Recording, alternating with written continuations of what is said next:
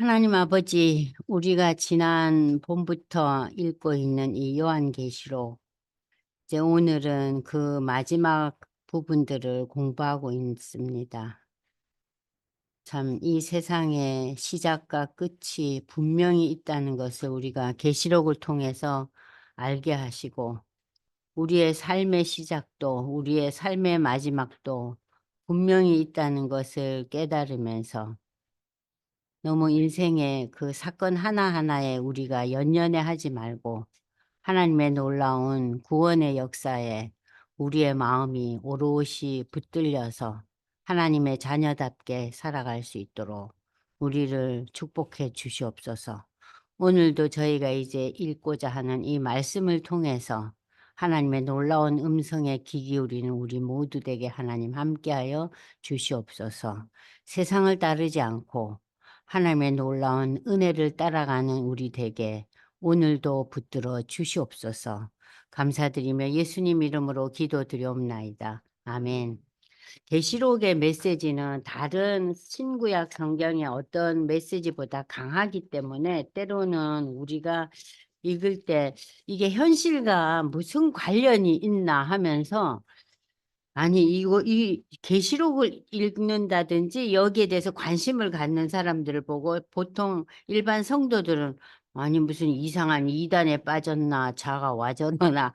그런 생각들도 하게 돼요. 저도 처음에 이 계시록을 읽은 지가 그렇게 오래되지 않아요.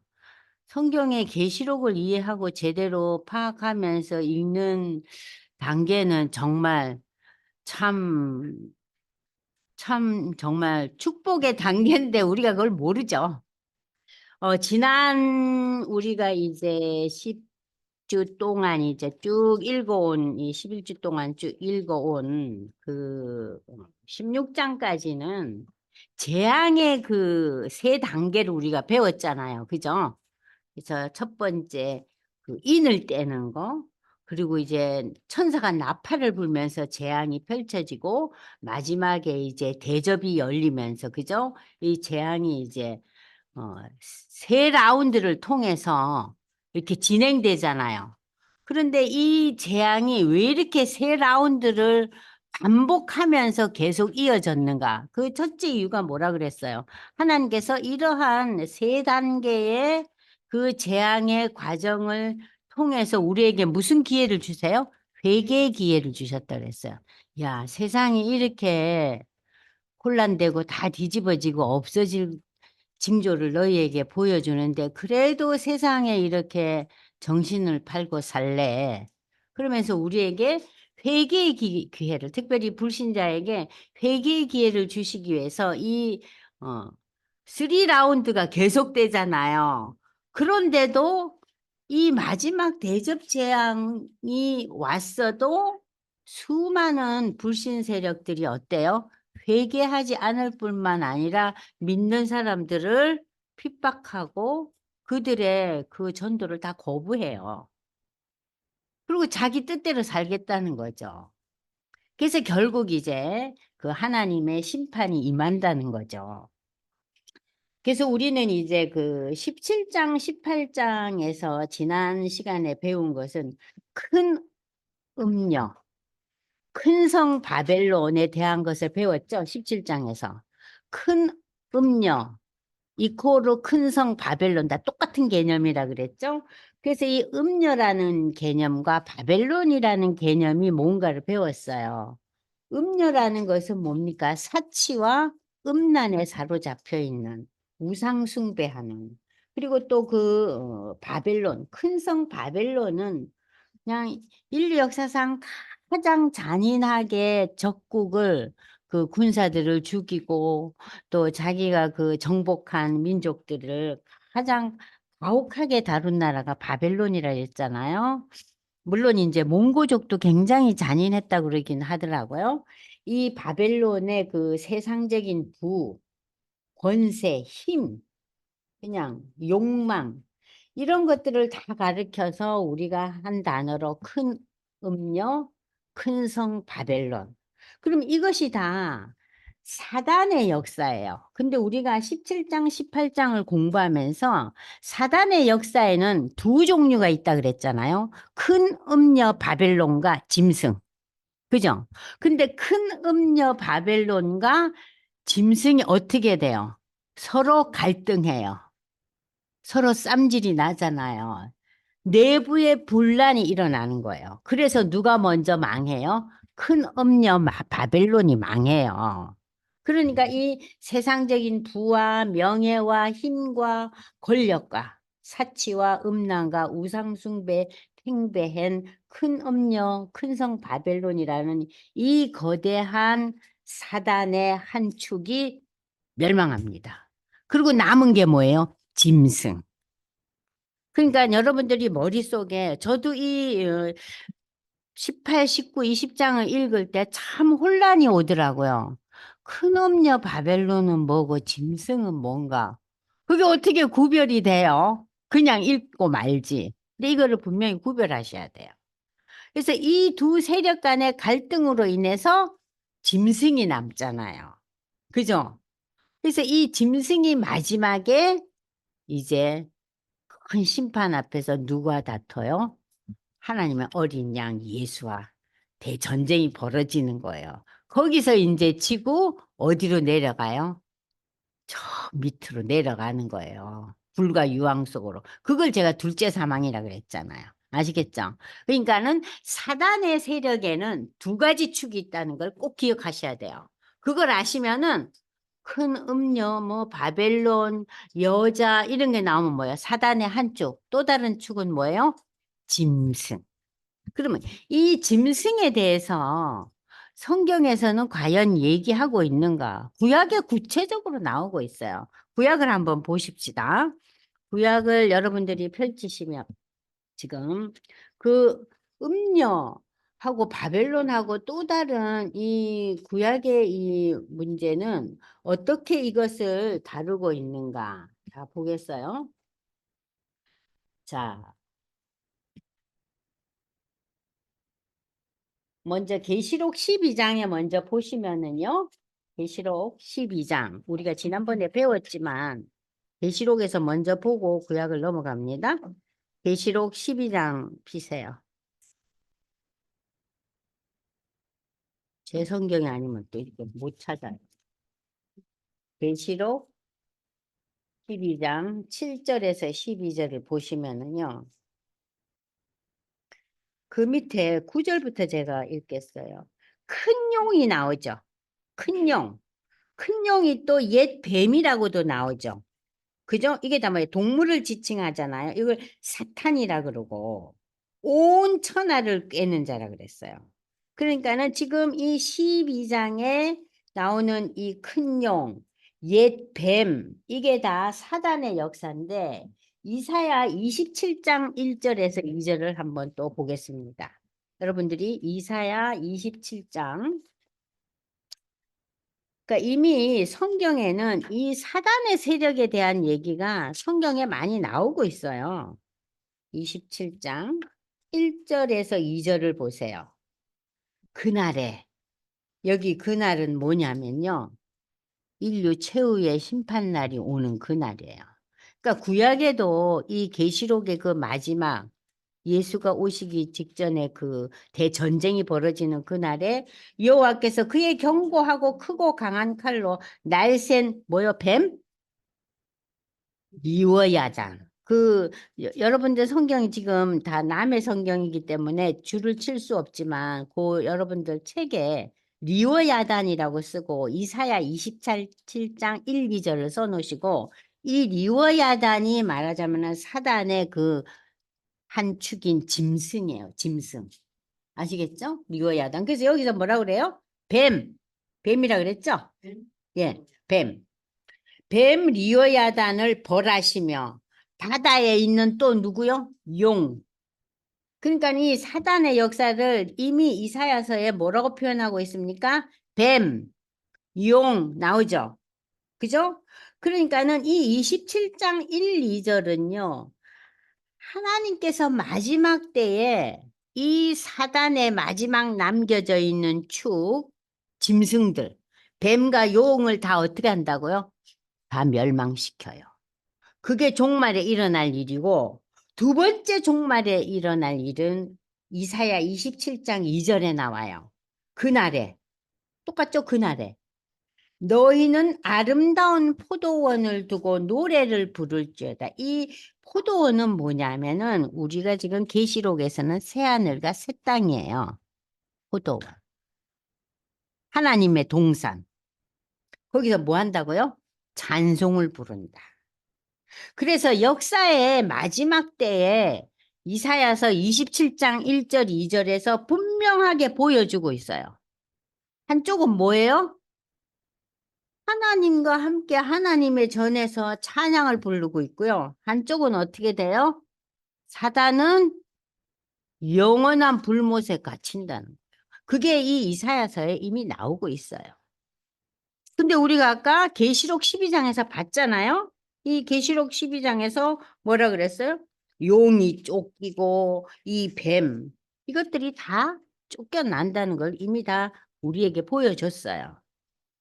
여러분들이 제가 이것을 왜 설명하냐면은 역사의 시작과 역사의 진행 속에서 예수가 오셨고, 그리고 이제 우리가 구원받은 백성이 되고 교회가 생기고 종말에 예수님이 오시잖아요.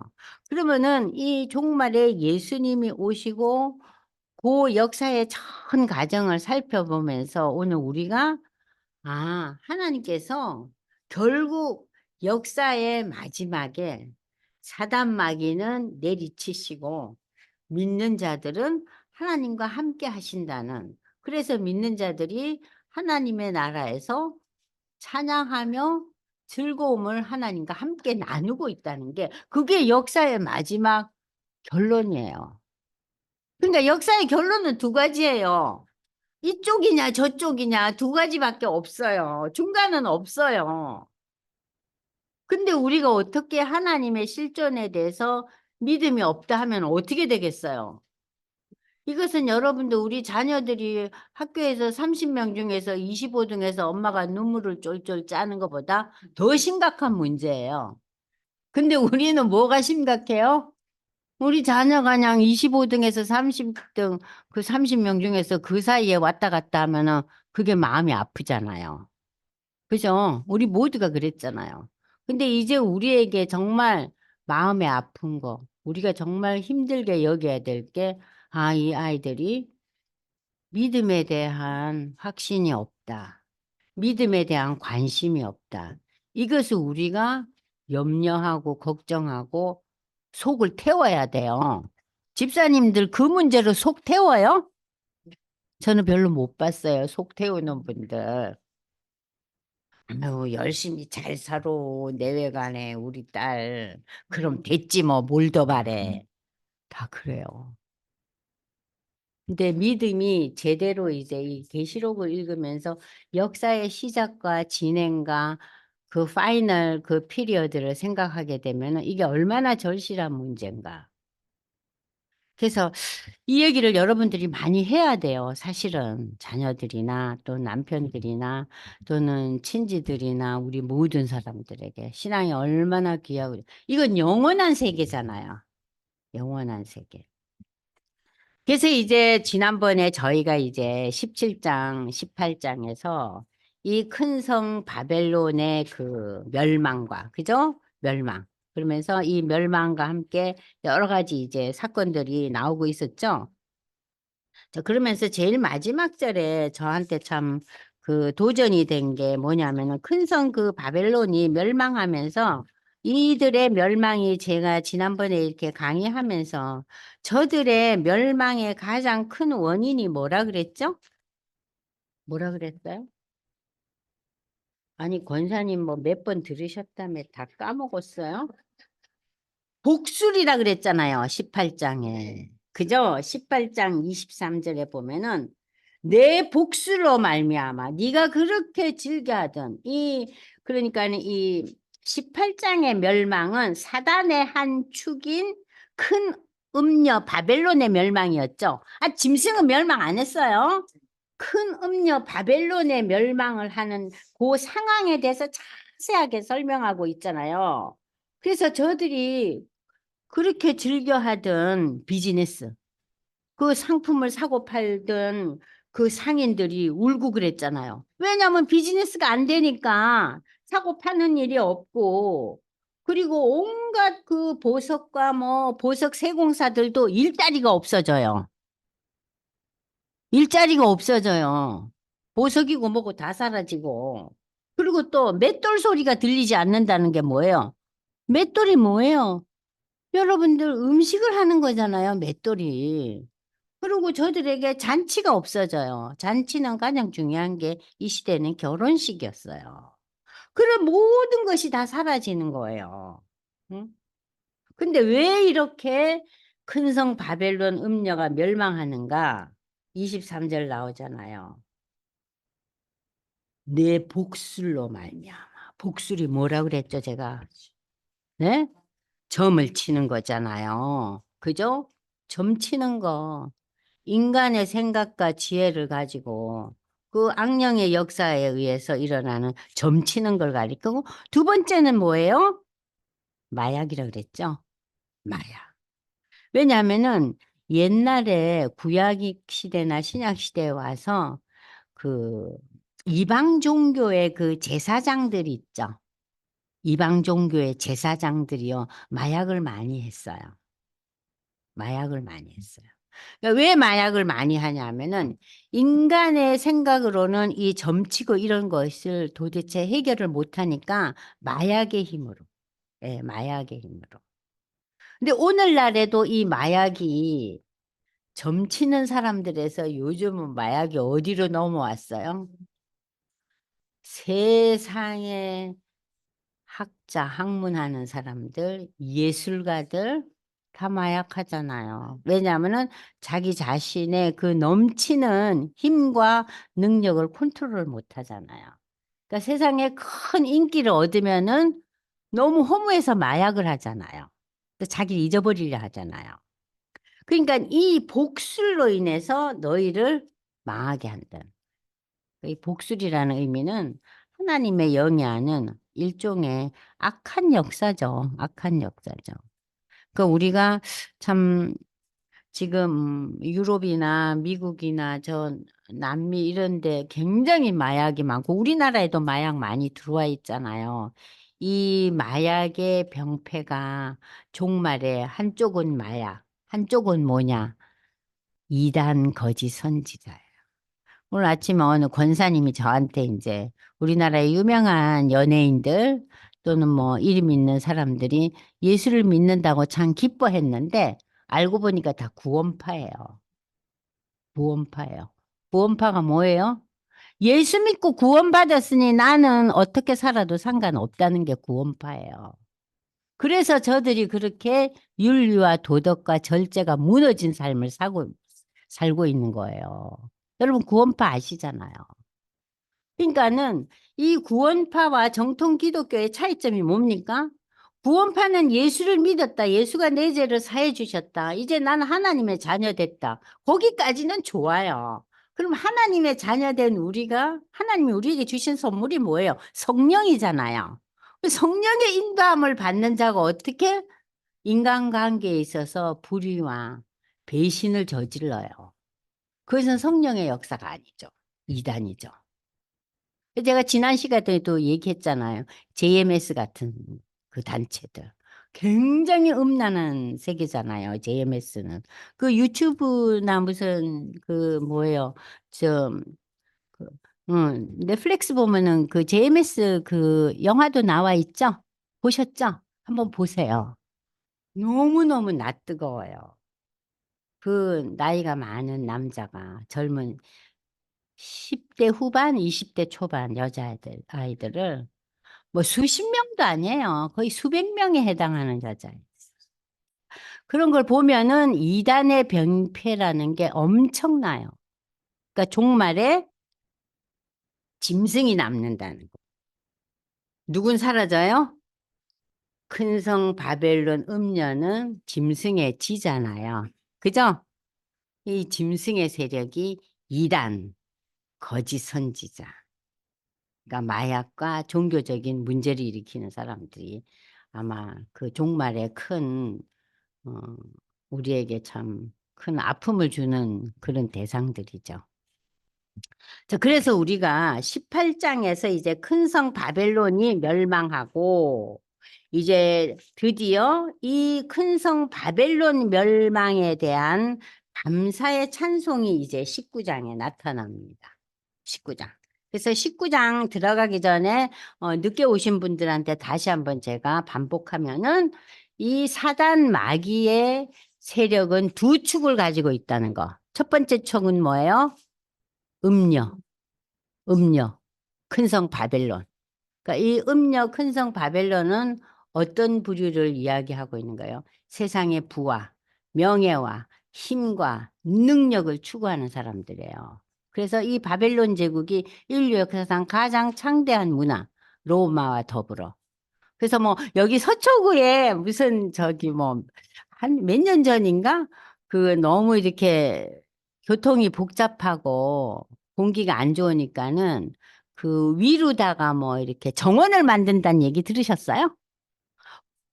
예, 고속도로를 하는데 거기에 차가 다니는 도로가 아니라 천정 같은 데 그러니까 아파트 맨 꼭대기에 우리가 정원 만들 수 있잖아요. 그 정원길을 만든다고 들으셨죠? 그게 바벨론이 한 거예요. 그 옛날에. 바벨론이 집 꼭대기에 정원을 한 거예요. 처음으로. 그러니까 굉장히 아름답게, 그러니까 밑에는 집이 있고 앞에도 정원이 있지만 꼭대기 맨 위층에도 정원을 만든. 그러니까 그렇게 아름다운 문화와 문명의 그 발달을 가져온 이 바벨론이 한편으로는 어때요? 하나님을 대적하고 이 물질 만능을 주장하다가 결국 바벨론 망하잖아요. 바사에 망하잖아요. 그죠? 자, 그래서 그 사단의 세력의 한 축이 큰 음녀 바벨론과 또 하나는 뭐요? 짐승. 좀 전에 제가 얘기했잖아요. 이 이사야서에 나오는 리워야단, 용, 뱀 이런 이 뱀이나 용은 우리의 지금 삶 속에서 어떻게 나타나냐? 거짓 선지자. 그러니까 영적인 의미의 이 아주 그러니까 악령의 역사들이죠. 그러니까 두 축을 여러분들이 구별하실 수 있어야 돼요. 근데 여기서 우리가 배운 건 뭐예요? 처음에 누가 져요? 큰 음녀 바벨론이 짐승한테 졌단 얘기예요. 그래서 맨 마지막에 어린 양 예수와 전쟁을 벌이는 게 누구예요? 짐승과 어린 양 예수예요. 아시겠죠? 그걸 가리켜서 우리가 이제 곡과 마곡의 전쟁이라 그러기도 하고 그러잖아요. 예. 이제 조금 이해되시죠? 그래서 이제 그런 단어들이 평소에 뭐 신문이나 또는 이렇게 무슨 인터넷이나 또는 누구 설교를 통해서 이런 단어를 들으면 우리에게 굉장히 거부감이 있고 아유, 나 그런 거 잘 알지도 못하고 관심도 없어. 여러분이 그렇게 들으셨을 거예요. 근데 이제는 좀 아시겠죠? 아시겠죠?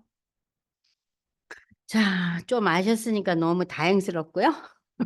자, 이제 19장에 와서 드디어 이 바벨론 멸망의 그 감사 찬송이 이제 울려 퍼집니다. 자, 보십시오. 그래서 우리가 이제 프린트를 보면 바벨론, 큰 성 바벨론에 내린 하나님의 그 공의의 심판에 대한 어, 찬양으로 어린 양의 혼인 잔치가 시작됩니다. 자, 그러면서 성도들은 빛나는 세마포 옷을 입고 하나님께 경배를 드리고 백마를 탄 자가 만국을 치리한다. 그는 철장을 다로 다스리며 철장, 철로 만든 그 도구니까 우리가 주의 막대기와 지팡이가 나를 안위하시나이다 하는 이 막대기는 나무로 만든 거죠. 그죠? 그래서 우리가 이 주의 막대기는 때로는 우리에게 훈육도 하셨잖아요. 그죠? 때로는 때려주시잖아요. 근데 여기서는 뭘로 만들어요? 쇳덩어리로 만들었으니까 하나님의 그 심판이 얼마나 강하다는 걸 나타나는 거예요. 철장이라는 거. 철장으로 다스리며 하나님 심판이 내린다. 그런데 한 천사가 자, 드디어 사단의 세력에 남은 세력이 짐승이라 그랬죠? 짐승의 세력이 멸망한다고 선포를 해요. 짐승과 땅의 왕들이 백마탄자와 전쟁을 일으켰지만 짐승과 거짓 선지자는 산채로 유황불못에 영원한 유황불못에 던져졌고 나머지는 모두 다 죽임을 당한다. 그러면서 이제 뭐예요? 이제는 짐승도 멸망한 사단도 멸망한. 그러니까 사단의 멸망은 첫 번째는 음녀 바벨론, 두 번째는 짐승. 확실히 구별되시죠? 예. 두 축을 여러분들이 반드시 구별하셔서 알아야 되고 그 둘은 서로가 내분해서 한쪽이 먼저 망했다는 거. 그죠? 그것이 하나님의 섭리였다는 것이 지난번에 우리가 읽었어요. 그 하나님의 계획과 섭리로 그렇게 됐다는 거예요. 19장 이제 읽겠습니다. 이 일 후에, 이 일은 뭐예요? 큰 성 바벨론이 멸망한 뒤에 내가 들으니 하늘에 허다한 무리의 큰 음성 같은 것이 있을 때 이르되 할렐루야 구원과 영광과 능력이 우리 하나님께 있도다. 여기서 이 단어가 우리에게 굉장히 익숙한 단어인데요. 보세요. 할렐루야는 뭐예요? 하나님을 찬양하라는 소리 아니에요? 하나님을 찬양하라. 우리의 구원과 또 우리가 모두 올려드릴 그 영광과 모든 능력은 하나님께 있도다. 그의 심판은 참되고 의로운지라 음행으로 땅을 더럽게 한 큰 음녀를 심판하셨잖아요. 그죠? 큰 음녀 바벨론을 심판해서 멸망했죠. 심판하사 자기 종들의 피를 그 음녀의 손에 갚으셨도다. 왜냐하면 그 음녀 바벨론이 하나님의 종들을 핍박하고 죽였잖아요. 그래서 그 종들의 흘린 피를 음녀의 손에 갚았다는 거예요. 저들을 멸망시키면서 또 두 번째로 다시 할렐루야 하는 찬양이 들리면서 연기가 세세토록 올라가더라. 자, 그러니까는 이 할렐루야 찬양의 연기와 하나는 무슨 연기예요? 영원히 불타오르는 유황과 불못의 연기. 양쪽에 다 연기가 나요. 연기가. 그것은 연기는 뭘 의미합니까? 계속 진행되고 있다는 거예요. 여러분들 불을 피워야지 연기가 나잖아요. 그죠? 고기 먹다가 불 끄면은 연기 다 없어지죠. 근데 여기에서 이 연기는 영원토록. 또 24장로와 내 생물이 엎드려 보좌에 앉으신 하나님께 경배하여 이르되 아멘 할렐루야. 24장로라는 것은 믿음의 용사들의 대표라 그랬죠. 내 생물은 하나님이 만드신 창조물을 상징한다 그랬죠. 제가 사자와 송아지와 사람과 독수리. 그죠? 이 네 생물이 하나님의 창조물의 대표주자들인데 그것들이 다 하나님을 찬양한다는 거예요. 그러니까 보좌에서 하나님 보좌에서 음성이 나서 하나님의 종들 곧 그를 경외하는 너희들아 작은 자나 큰 자나 다 우리 하나님께 찬송하라. 작은 자나 큰 자나. 그러니까 하나님 앞에서 뭐 작은 자든 큰 자든 하나님께 찬송하라는 거예요. 우리는 능력이 있고 많은 것을 누리고 쟁취하는 자가 큰 자잖아요. 우리의 삶에서는. 그죠? 근데 여기 하나님 보좌 앞에 가니까 많은 걸 누리고 많은 걸 쟁취한잖아. 뭐 별 누림도 없고 그야말로 무지랭이처럼 사는 사람이나 다 하나님 앞에서 똑같이 찬송을 올린다. 또 내가 들으니 허다한 무리의 음성과도 같고 많은 물소리와도 같고 큰 우레소리와도 같은 할렐루야. 주 우리 하나님 곧 전능하시니가 통치하시도다. 전능하시니. 하나님의 캐릭터 중에서 여러 가지 그 속성이 있지만 전능하신 하나님.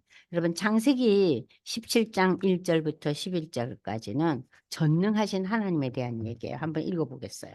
전능하신 하나님을 어떻게 그 아브라함의 하나님으로 설명하고 있는지 한번 읽어보겠습니다. 창세기 17장.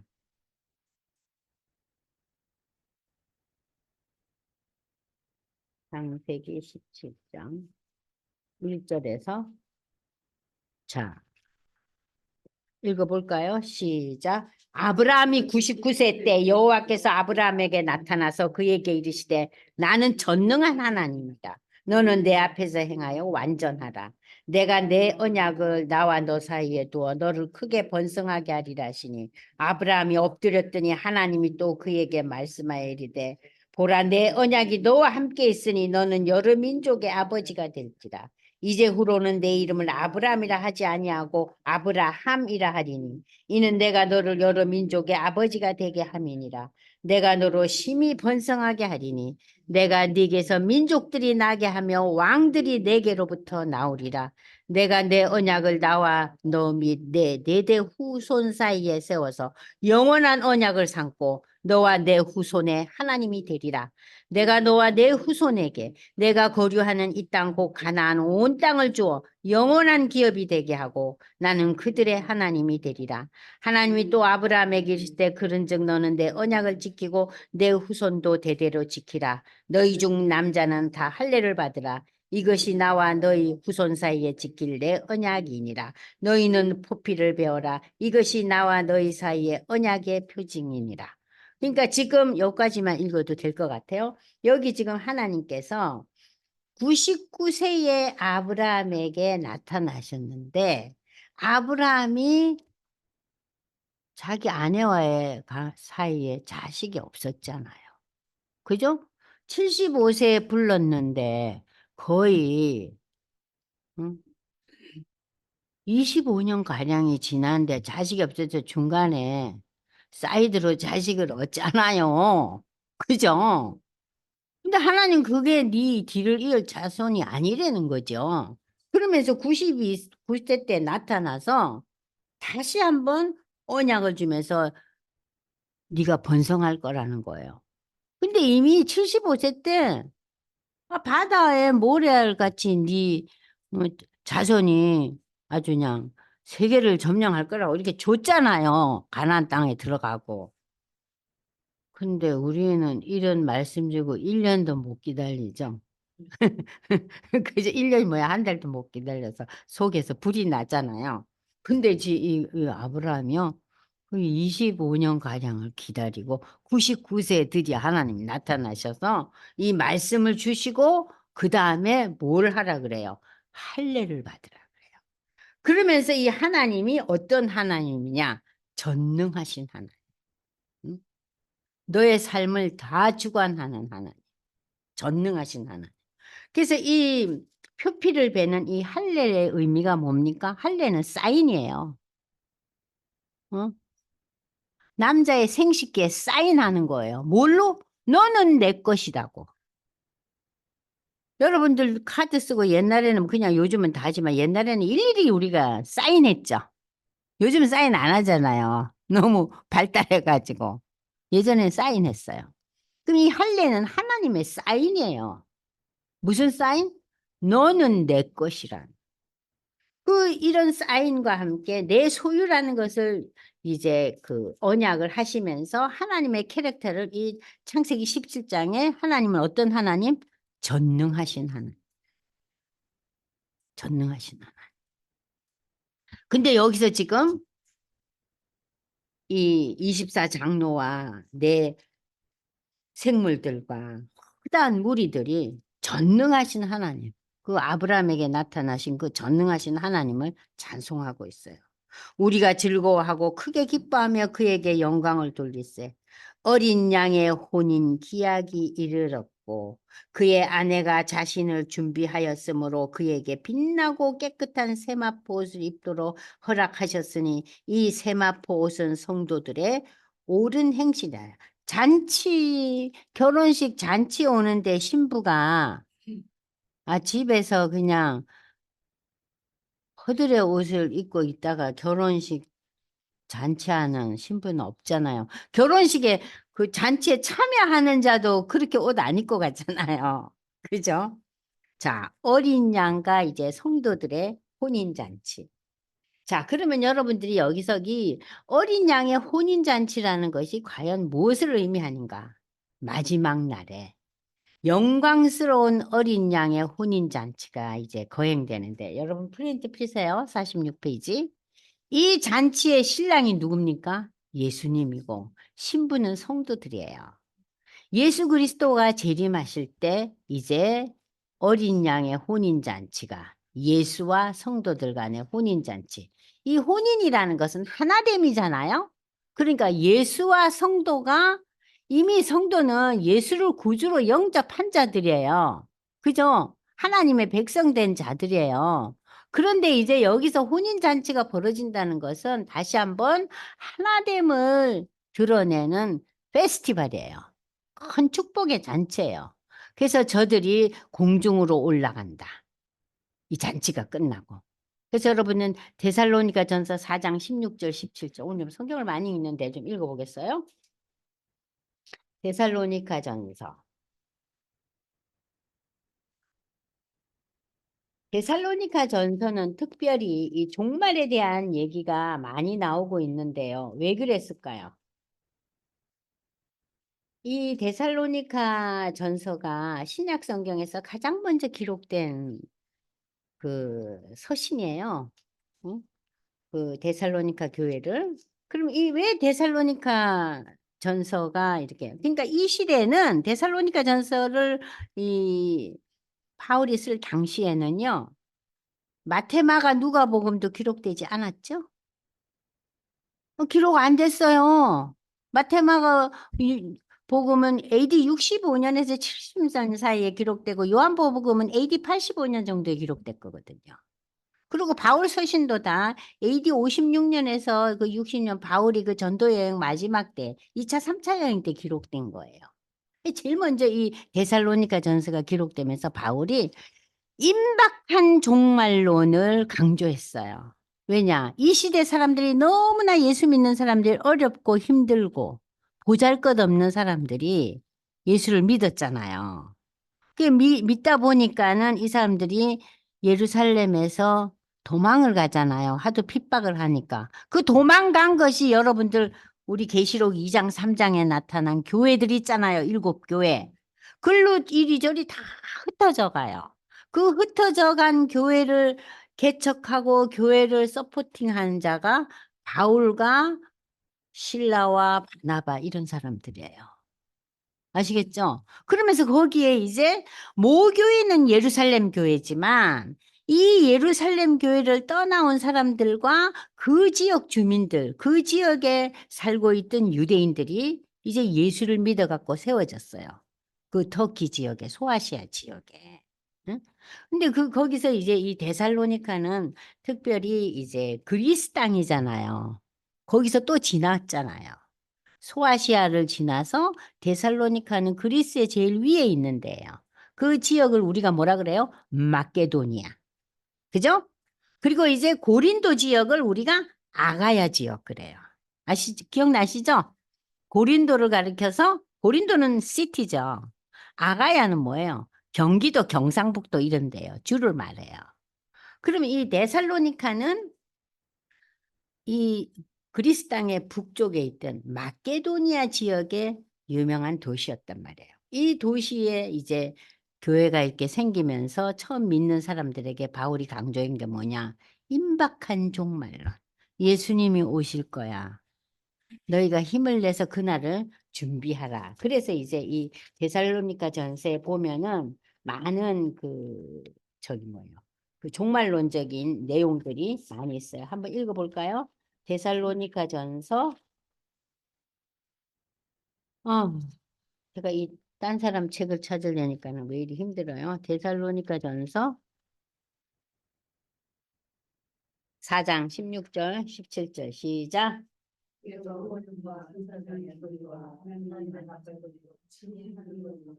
주께서 호령과 천사장의 소리와 하나님의 나팔 소리로 친히 하늘로부터 강림. 이거 뭐야? 재림이죠? 그죠? 그리스도 안에서 죽은 자들이 먼저 일어나고 이미 세상 떠난 자들 믿음 갖고 그들이 먼저 일어나고 그 후에 그 시대에 살아남아 있는 자들도 그들과 함께 구름 속으로 끌어올려서 공중에서 주를 영접하게 하시. 그리하여 우리가 항상 주와 함께 있으리라. 이 얘기를 지금 보면서 우리가 이 예수님이 재림할 때 참 우리가 공중으로 올려간다는 거. 여기 보시면은 신랑은 백마를 타고 불꽃 같은 눈으로 이제 모든 것을 다 아시는 이 예수님이 면류관을 쓰시고 피 뿌린 옷을 입고, 이건 성도를 핍박한 사단의 세력들이 흘린 피로 이는 최후의 심판을 상징하는 거예요. 입에서 날카로운 검이 나오고 죄인과 사단에 대한 심판, 옷과 다리에 이름을 쓰고 만왕의 왕이요 만주의 주라는 그 이름을 쓰고 오신다. 근데 신부는 뭘 입고 준비해요? 세마포 옷을 입고, 이 세마포 의의 옷이 뭐예요? 죄 용서함을 받았다는, 응? 새로운 피조물이 됐다는 거 아니에요. 의의 옷, 흰 옷 입은 자. 이해되시죠? 어린 양의 혼인잔치. 저도 예전에는 무슨 어린 양, 혼인잔치 이런 단어 들으면은, 아유, 참 예수도 요상하게 믿는다. 그냥 복음서 읽고 바울서심 읽으면 됐지. 웬 어린 양은 뭐고 혼인잔치는 뭔가 하면서 뭐 좀 이상하게 예수 믿는 걸로 생각했어요. 근데 사실은 이 어린 양의 혼인잔치라는 것은 예수의 재림과 함께 성도들이 예수와 하나 되는 거예요. 그래서 영원히 새하늘과 새 땅에 사는 그 놀라운 축제예요, 축제. 아시겠죠? 자, 설명이 너무 많네요, 제가. 근데 좀 이제 이해가 조금씩 되죠? 어린 양의 혼인잔치가 예수의 재림 때 예수 믿는 자와 예수님이 하나 되는 큰 축제예요. 그때 우리는 의의 옷, 죄 사함을 받은 이 흰 옷을 입고 간다는 거예요. 천사가 내게 말하여 기록하라. 어린 양의 혼인잔치에 청함을 받은 자들은 복이 있도다. 복의 개념이 뭐예요? 하나님의 자녀가 된 것이 복이 있다는 거예요. 유권사님, 복이 어디 있어요? 네, 하나님 자녀 된 게 복이에요. 예? 물론 남편 잘 만나고 자식들이 승승장구도 복이에요. 복의 일종이지만 가장 큰 복, 가장 중요하고 귀한 복은 영원한 복이에요. 우리가 남편 잘 만나고요, 새끼들 잘 키운 것은요, 제한되는 거예요. 길어야 50년, 70년이에요. 결혼 50주년도 굉장한 거 아니에요? 결혼 70주년 하는 분들도 있나 모르겠네. 옛날엔 결혼 일찍 하면 할 수도 있죠. 그죠? 그런데 50년, 70년인데 이것은 어때요? 이 잔치는 영원히 이어지는 거예요. 그러니까 아주 굉장히 중요한 잔치고 의미 있는 잔치죠. 천사가 내게 말하여 기록하라. 어린 양의 혼인잔치에 청함을 받은 자가 복이 있다. 우리 남편도 어린 양 예수의 혼인잔치에 청함을 받은 자가 되기를 기도합니다. 이것이 우리의 기도 제목이어야 돼요. 유권사님 그렇지 않아요? 이게 기도 제목이 돼야 돼요. 비즈니스를 위해서만 기도하지 마시고 우리의 그 주위의 식구들의 그 구원을 위해서 우리가 기도해야 됩니다. 이건 영혼에 달린, 영혼과 연결되는. 내가 그 발 앞에 엎드려 경배하려 하니까 천사가 말하는 걸 듣고 천사 앞에 경배하려 하니까 천사가 뭐라 그럽니까? 나는 너와 및 예수의 증언을 받은 내 형제들처럼 하나님의 종이요 예수의 종이니 나한테 경배하면 안 돼 그러는 거예요. 오직 누구에게만? 하나님께 경배하라. 예수의 증언은 예언의 영이다 그랬어요. 이 예언의 영이라는 것은 성령을 가리키는데, 자, 예수 그리스도에 대한 증거는 성령이 주체가 되어 성령을 통해서만 이루어지며 모든 성도는 성령의 역사를 위한 도구이다. 그래서 고린도전서 12장 3절에 보면 뭐가 나오고요? 있어요? 성령이 아니고서는 예수를 그리스도로 주로 고백할 수 없다 그랬어요. 여러분들 친구들한테 전도하거나 또는 누구한테 얘기를 했는데 한 1년, 2년을 계속 거부하다가 어느 날 와요. 그것이 물론 내가 기도하고 내가 애쓴 것도 있지만 결국은 누구의 역사예요? 성령의 역사예요. 성령의 역사. 자, 이 성령, 성령. 이 성령의 예수의 증언은 성령의 역사라는 거예요. 자, 그래서 우리가 지금 읽은 거 19장 1절에서 지금 10절까지 우리는 바벨론 멸망에 대한 감사의 찬송과 어린 양 이 혼인잔치를 이제 준비하고 기대하면서 기뻐하며 찬양하는 장면들을 보면서 어린 양 혼인잔치에 초청받은 자가 복되다는 것이 이 19장 전반부의 결론입니다. 아시겠죠? 그럼 후반부는 뭐냐? 백마를 탄 자가 나타나는데 내가 하늘이 열린 걸 보니 우리도 하늘 열린 거 한번 보고 싶죠?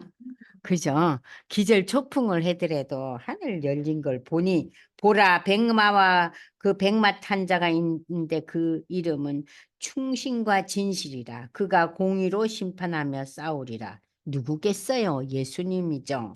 그런데 이 백마 탄 자가 우리가 예전에 읽었던 6장 2절에서는 백마 탄 자가 적그리스도로도 나타났어요. 왜냐하면은 흰말은요 참 이렇게 깔끔하잖아요. 어쨌든 검은 말하고 의미가 다르잖아요. 그러니까 하나의 이렇게 그 겉으로 이렇게 도색을 하는 거죠. 흰말이 나타난 것이 적그리스도로 나타났어요. 그때 인을 뗄 때 그 말이 나타나죠. 인 뗄 때 말 나타나잖아요. 그때 백마는 적그리스도였지만 여기서 백마탄 자는 재림하시는 예수님을 가리키는 거예요. 그래서 이 백마는 승리를 상징하고 백마탄 그리스도가 최후의 승리를 향해서 나아가신다. 그런데 이 백마 타신 분이 그 눈은 불꽃 같고 그 머리는 많은 관들이 있고 또 이름 쓴 것 하나가 있으니 자기밖에 아는 자가 없고 자기밖에 아는 자가 없다는 것은 이 인생들이 아직도 연약해서 이 예수의 그 이름, 예수의 타이틀에 대해서 온전히 다 모른다는 얘기예요. 또 그가 피 뿌린 옷을 입었는데 그 이름은 하나님의 말씀이라 chen. 피 뿌린 옷이 뭐라 그랬어요? 예수 때문에 응? 죽은 영혼들의 그 피가 여기에서 피라는 것은 그 죽은 영혼들이 예수가 이제 그 상대방 적들의 피를 말하는 거예요. 순교자의 피가 아니라 적들의 피가 뿌려 있는 거예요. 이겼다는 것을 상징하는 거죠. 그 이름은 하나님의 말씀이라. 예수의 이름이 말씀이잖아요. 말씀이 육신이 되어 여러분들 요한복음 1장 14절에 나오죠? 유명한 말씀 기억하시죠? 그러니까 예수의 이름은 말씀, 충신, 진실. 이게 전부 예수의 타이틀이라는 거예요. 하늘에 있는 군대들이 희고 깨끗한 세마포 옷을 입고 백마를 타고 그를 따르더라. 너무 멋있지 않겠어요? 네? 흰 말을 타고 흰 옷을 입고 나타나는 거예요. 빨리 오면 좋을 텐데 언제 올란가? 막 영화도 이런 영화를 봐도 야 굉장하네. 그의 입에서는 예리한 검은 뭐예요? 심판이죠. 그죠? 그것으로 만국을 치겠고 친히 그들을 철장으로 다스린다. 제가 아까 얘기했잖아요. 철장으로 다스린다는 것은 하나님의 심판에 대한 그 아주 강력한 심판, 응? 강력한 심판, 예리한 검으로 강력한 심판, 철장은 새로 만든 막대기나 지팡이로, 하나님은 나무 막대기가 아닌 강한 새로 만든 철장으로 강력한 힘의 심판을 나타냅니다. 그리고 또 여기에 포도즙 틀 나요. 제가 포도즙 틀 얘기 드렸죠? 네, 포도주 짤 때 그 즙 틀에 들어가면 포도가 어떻게 됩니까? 완전히 진리겨지죠. 포도즙 틀. 응? 그만큼 이 하나님의 그 강력한 음, 심판.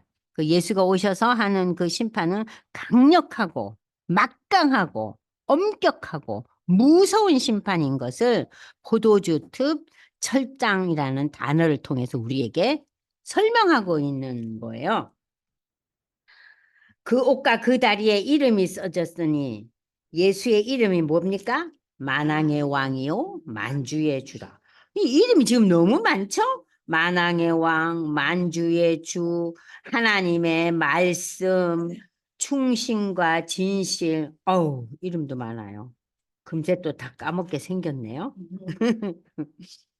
또 내가 보니 한 천사가 태양 안에 서서, 태양이라는 것은 여기서 공중이라는 소리예요.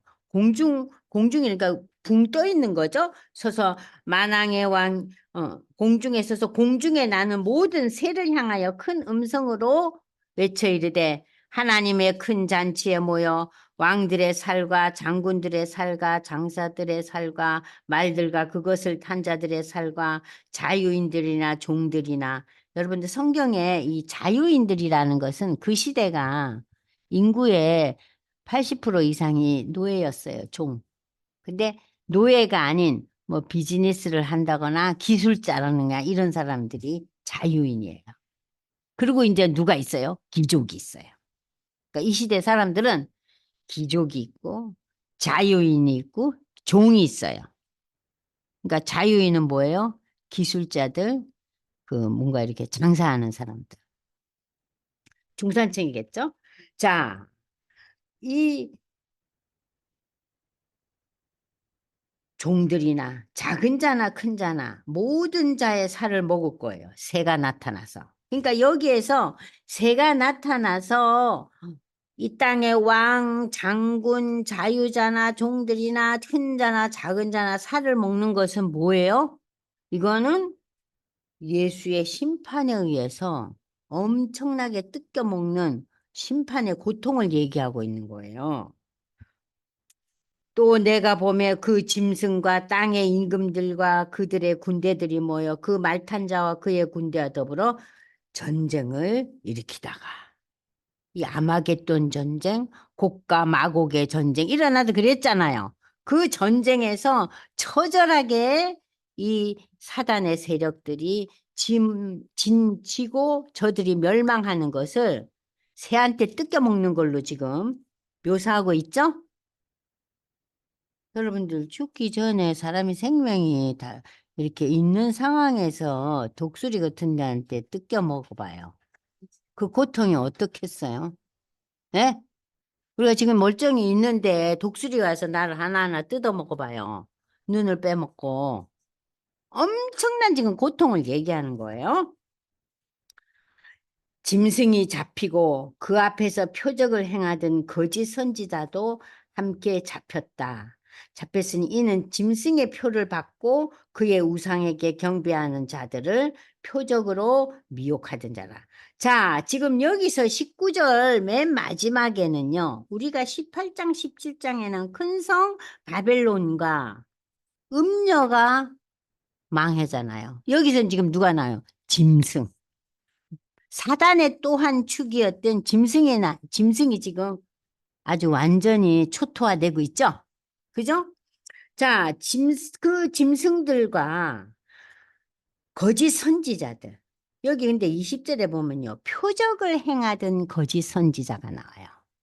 여러분, 거짓 선지자가요.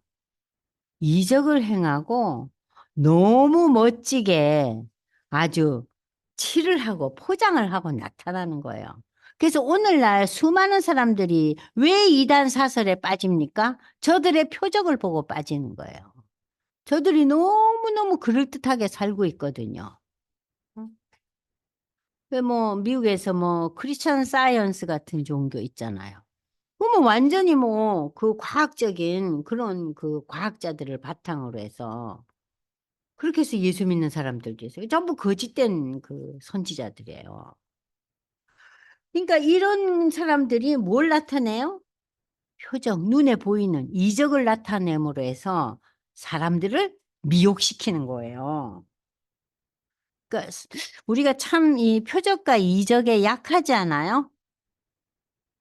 그 이단 사설이 와서 우리 아기를 병남을 고쳐줬다, 병을 낫게 했다 그러면은 열에 열 다 부모들이 어떻게 돼요? 다 엎어지죠. 엎어지죠. 그 이단 사설들도 표적을 행한다는 거 여러분들이 기억하셔야 돼요. 어머, 그 점쟁이 진짜 잘 맞춰. 잘 맞히죠. 능력 있어요. 표적을 행합니다. 그 거짓된 선지자들이. 자, 그들이 짐승의 표 받고 우상에게 경배하던 자들을 표적으로 짐승의 표를 받게 한 거예요. 이적을 통해서. 그런데 이 둘은 누굽니까? 산채로 유황불못에 들어간다. 이 둘이 누굽니까? 거짓 선지자와 짐승. 그리고 짐승의 표 받은 자들 몽땅 다 어디로 갑니까? 유황불못에 빠진다. 이것이 이제 20절에 가면은 그 유명한 둘째 사망이에요. 그래서 믿음이 있는 자들은 둘째 사망에 못 가요. 갈 수가 없어요. 우리는 짐승의 표를 안 받았기 때문에. 구별되시죠? 네. 그 나머지는 말탄 자의 입으로 나오는 검의 죽음에 모든 새가 그들의 살로 배불리더라. 자, 이런 얘기는 뭡니까? 자, 모든 새가 배불리더라는 것은 시체가 땅 속에 들어가도 못하고 들짐승이나 새 밥이 되는 거예요. 영원한 저주를 의미하는 거예요. 자, 그래서 우리가 이 19장을 통해서 초반부에는 찬양이 나오죠? 그죠? 찬양이 나와요. 찬양이 나와요. 어? 그 음녀 바벨론의 멸망을 보고 하나님이 이렇게 승리하셨다. 찬양을 하는 거예요.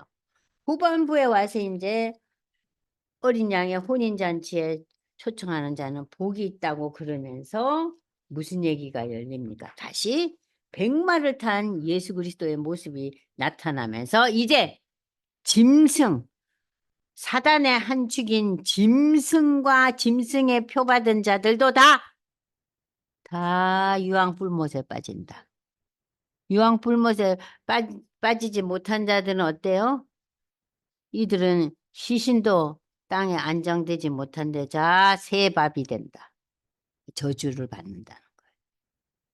아시겠죠? 그래서 여러분들이 지금 이제 17, 18, 19장을 통해서 물론 어린 양의 혼인잔치와 찬양의 그 아름다운 장면도 있지만 한편으로는 사단의 한축, 큰 음녀, 큰 성 바벨론의 멸망과 또 다른 사단의 한축인 짐승과 그를 따르는 거짓 선지자들의 멸망. 그게 지금 17, 18, 19장에 나타나고 있어요. 아시겠죠? 그러니까 그거를 여러분들이 제대로 아셔야지 앞으로 20장, 21장, 22장이 이해가 돼요. 근데 이런 얘기를 아무것도 알지 못한 채 그냥 20장, 21장, 22장을 보면요. 이해가 안 되는 거예요. 뭐 갑자기 그냥 뭐 아름다운 뭐 소리가 나고 온데 보석이 깔리고 금빛 찬란하고 그러면은 어머 천국 가면 그냥 보석으로 휘감고 살겠네. 그 생각만 한다니까요. 그러니까 진정한 의미를 제대로 이제 파악을 못하는 거죠. 자, 여기에서 영적인 교훈을 한번 보겠습니다. 어린 양의 혼인잔치는 교회와 성도들이 모든 환난과 핍박을 통과하며 예수 그리스도와 함께 영원한 구원과 영광의 축복을 누리는 상태로 들어가는 거예요. 이 혼인잔치에 초대받은 성도들은 일평생 예수 따라가는 삶을 살아야 할 것이다. 우리가 혼인잔치에 초대받은 자들이에요. 초대받았잖아요. 그래서 그 예수님이 그 마태복음 25장에 보면은 열처녀 비유 나오죠. 그죠? 밤에 등불을 준비하고 있는데 다섯 처녀는 기름을 넣잖아요. 응? 신랑이 올 때 그 등불을 켜고 나온 다섯 처녀는 다 졸고 기름을 준비 못해서 불을 못 켜잖아요. 기억나시죠? 그러니까는 그 예수님의 비유에서도 이 열처녀 비유에서 다섯 처녀가 등불을 채웠다는 것은 뭐예요?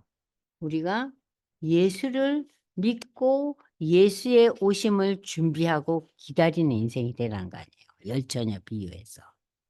근데 그 예수님은 이 비유를 통해서 우리가 천국을 준비하라 그랬으면 이 계시록은 뭐냐면은 그 상황 자체, 현실의 그림을 그대로 보여주고 있는 거예요.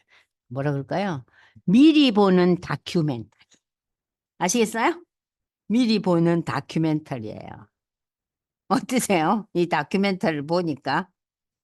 아이고야, 새가 쪼아먹는단다. 새도만 조그만 새가 아니에요. 여기서 말하는 새는 큰 새예요. 독수리 같은 새. 자, 그래서 우리가 이제 19장을 읽으면서 언젠가 베풀어질 어린 양의 혼인잔치에 참석하려면 우리가 어떤 삶을 살아야 될 것인가. 에베소 4장 13절로 15절을 한번 보겠습니다. 여기까지 보고 이제 좀 쉬려고 그래요. 에베소 4장 13절로 15절을 보겠습니다.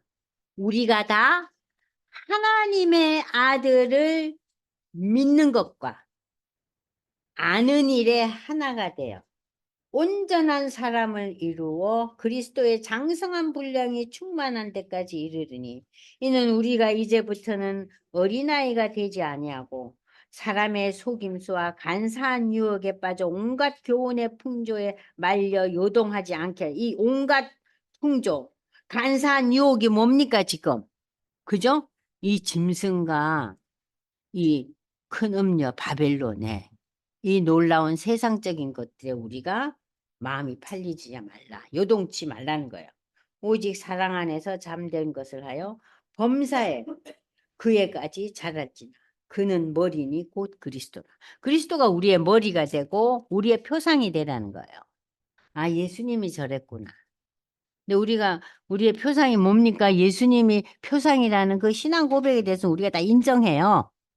근데 우리가 실질적으로 삶에 오실 때는 예수님이 표상이 아니에요. 뭐예요? 이 세상을 성취하고 이룩한 사람들의 그 뭐라 그러죠? 그 일대기. 그들의 놀라운 그 성취.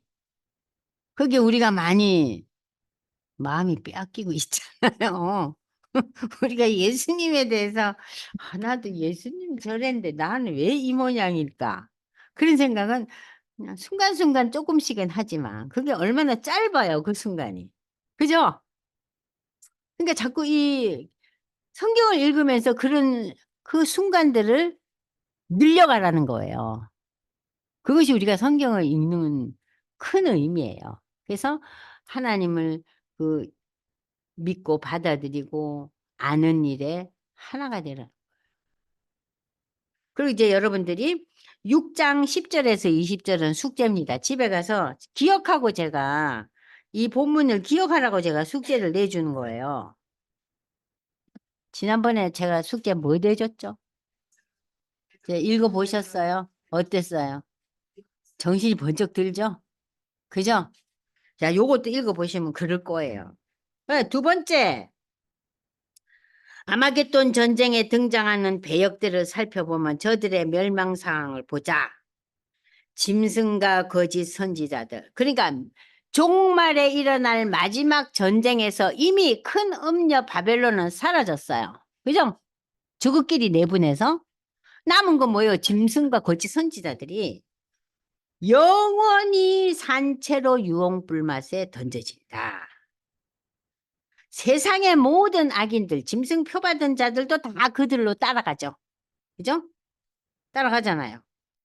전쟁터에 남은 나머지 모든 사람들도 그리스도의 입으로 나오는 검의 죽임을 당한다. 그러니까 이게 다 그냥 사라진다는 거예요. 다. 그냥 사라지지 않고 엄청난 고통과 고난과 함께. 19장은 감사 찬송과 어린 양의 혼인잔치도 있지만 한편으로는 이야 유황불몬 살아있는데 새한테 쪼임을 당해서 죽네. 죽을 때까지 쪼임을 당해보세요 한번. 네, 어떻겠어요? 그 고난이. 그죠? 그래서 이 19장은 참 바벨론 멸망에 대한 감사 찬송가 그리고 어린 양의 혼인잔치. 마지막에는 또 무슨 얘기가 나옵니까? 짐승도 다 멸망하는. 그러니까 사단의 세력이 다 멸망하는 것이 19장이에요. 좀 이해가 되셨어요? 쉽지 않아요, 본문이. 쉽지 않죠? 쉽지 않은 본을 혼자 읽으려니 이게 어떻게 이해가 되겠어요? 저는 이 본을 수십 번도 더 읽었어요. 몰라가지고 이게 무슨 소린가. 아유, 참고서도 찾아보고 이것저것 찾아봐도 몰라요. 그러니까 처음에는 설명을 안 해주면 혼자 책을 읽으니까 도무지 모르겠는데 계시록을 가르쳐주는 사람도 없고 혼자 그냥 내 책만 봤어요. 근데 어느 날 좀 알겠더라고요. 그러니까 제가 내가 뭘 몰랐고 뭘 이해하지 못했다는 걸 알기 때문에 여러분들한테 설명하는 것이 뭘 혼동하고 뭘 모르겠다는 걸 제가 찝어낼 수 있죠. 제 경험으로. 아니 무슨 사단에 여기도 있고 저기도 있고 이것들이 다 뭐야. 헷갈리는 거예요. 음녀와 바벨론과 짐승이 다 뭐야. 너무 헷갈리잖아요. 이제 안 헷갈리죠? 헷갈리지 않죠? 그리고 저들의 내분, 그리고 멸망. 자, 5분 쉬었다가요. 이제 20장. 20장이 진짜 좀 어렵거든요. 천년왕국이 나와요. 천년왕국 들어보셨죠? 네. 천년왕국에 대한 천년왕국.